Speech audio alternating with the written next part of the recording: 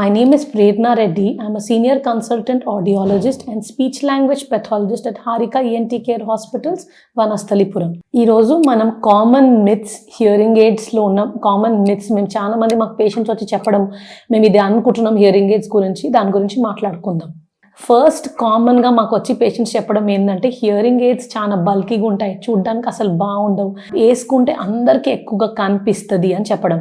అట్లా కాదు, అది ఒక రాంగ్ మిత్. ఎందుకంటే హియరింగ్ ఎయిడ్స్ ఈ మధ్య కాలంలో వచ్చిన హియరింగ్ ఎయిడ్స్ చాలా సన్నగా బ్యూటిఫుల్ గా ఉన్నాయి అండ్ లోపల కస్టమ్ హియరింగ్ ఎయిడ్స్ అని వస్తాయి. మీ ఇంప్రెషన్ తీసుకొని మేము చెవి లోపల డిజైన్ చేసి మీకు ఇస్తాం. సో మీరు లోపల చెవి లోపల పెట్టుకుంటే అసలు కనిపించని కూడా కనిపించది. సో ఇట్లాంటి హియరింగ్ ఎయిడ్స్ కూడా ఉంటాయి. ఇది తెలియకపోవడం వల్ల చాలా మంది హియరింగ్ ఎయిడ్స్ వాడడం అనేది చేయరు. సో హియరింగ్ ఎయిడ్స్ ఓన్లీ పెద్దగా ఉంటాయి, అగ్లీగా ఉంటాయి మాత్రం అనుకోకండి. సెకండ్ కామన్ గా మాకు పేషెంట్స్ వచ్చే చెప్పే మిత్ ఏమంటే హియరింగ్ ఎయిడ్స్ చాలా రోజులు రావు, తొందరగా పాడైపోతాయి, మేము 1-2 years లో మళ్ళీ ఒక కొత్త హియరింగ్ ఎయిడ్ కొనుక్కోవాల్సింది వస్తుంది.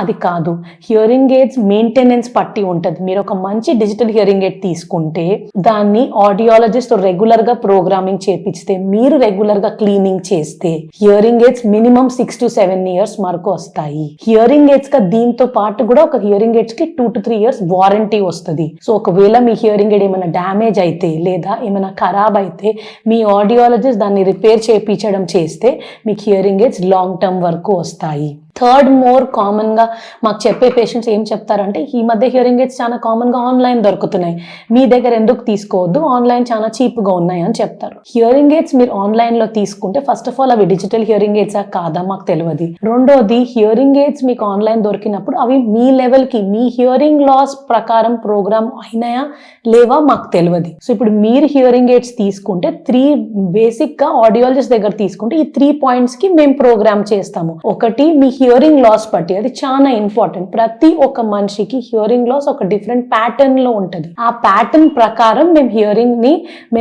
దాన్ని ప్రోగ్రామ్ చేయాలి హియరింగ్ ఎయిడ్. సెకండ్ థింగ్, మీ లిస్నింగ్ సిచ్యువేషన్స్, మీరు ఎక్కడ బయటికి పోతారా, మీరు పార్టీస్ అటెండ్ అవుతారా, ఒకవేళ మీరు వర్క్ చేస్తే మీరు కాన్ఫరెన్స్ ఎన్వైరన్మెంట్ లో ఉంటారా, మీరు రోడ్ సైడ్ ఎక్కువ ఉంటారా, ఆ లిస్నింగ్ సిచ్యువేషన్స్ బట్టి మేము ప్రోగ్రామ్ చేయాలి. థర్డ్ థింగ్ ఏంటి అంటే మీ లైఫ్ స్టైల్ ప్రకారం. చాలా మంది క్వైట్ సిచ్యువేషన్స్ లో ఎక్కువ ఉంటారు, కొంతమంది బయట ఎక్కువ పోతుంటారు. సో ఆ లైఫ్ స్టైల్ బట్టి కూడా ప్రోగ్రామ్ చేయాలి. సో ఇప్పుడు ఈ 3 conditions వల్ల మేము హియరింగ్ ఎయిడ్ ప్రోగ్రామ్ చేయాల్సింది అవుతుంది. So always prefer to take the hearing aid from an audiologist, from a clinical audiologist తీసుకోవడం కరెక్ట్. ఫోర్త్ పాయింట్ ఏంటంటే హియరింగ్ ఎయిడ్స్ జస్ట్ సౌండ్ ని పెద్దగా చేస్తాయి, అదొక స్పీకర్ లాగాని అని కామన్ గా మాకు పేషెంట్స్ వచ్చి చెప్తుంటాం. అలా కాదు, హియరింగ్ ఎయిడ్స్ 3 ways లో హెల్ప్ చేస్తాయి. ఒకటి, మీకు బ్యాక్గ్రౌండ్ నాయిస్ తగ్గిస్తుంది. హియరింగ్ ఎయిడ్ ఒక డివైస్, మనకు నార్మల్ హియరింగ్ కి అది హెల్ప్ చేయాలి అంటే మనకు బ్యాక్గ్రౌండ్ ఉన్న నాయిస్ ని తగ్గించాలి.